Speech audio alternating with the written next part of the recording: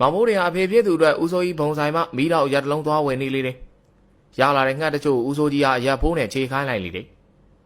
ဦးစိုးကြီးကရက်ချိန်ပေးနေရင်မောင်မိုးတွေကိုကြည့်ကဘိုးတင်မင်းပလင်းတွေပြန်ယူရအောင်3လုံးရှိနေပြီနော်အေးပါဗျယူခဲ့ပါမယ်အခုကတောထဲကနေတန်းလာတာမို့ပါမင်းအခုလော်ကြွက်မရဘူးလားမြင်နိုင်တဲ့ပေတူးတော့ကြွက်တွေငါးစီလာရောင်းနေအဲ့ကောင်တွေဘယ်နားထောင်နေလဲမသိဘူးမင်းစုံစမ်းပါလားနေရာသိအောင်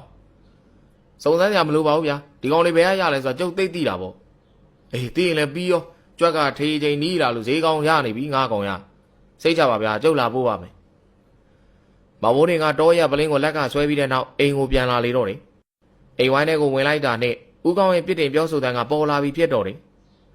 ဂျိုးကောင်နောက်ကျလိုက်တာကွာမင်းရမင်းဘယ်တိုင်းသေးသေးငါဂီးမဆိုင်ဘူး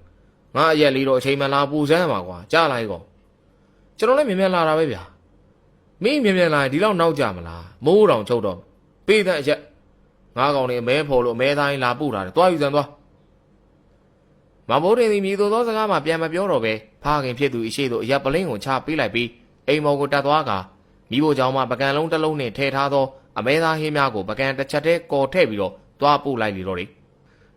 အိုင်တော်ဖခင်ဖြစ်သူရဲ့အရှိမှရက်လိုက်ပြီးအဖေကျွန်တော်ညအိမ်ပြန်မိတ်ဘူးကြွက်ဖို့သွားဆောင်အိမ်မလို့သွား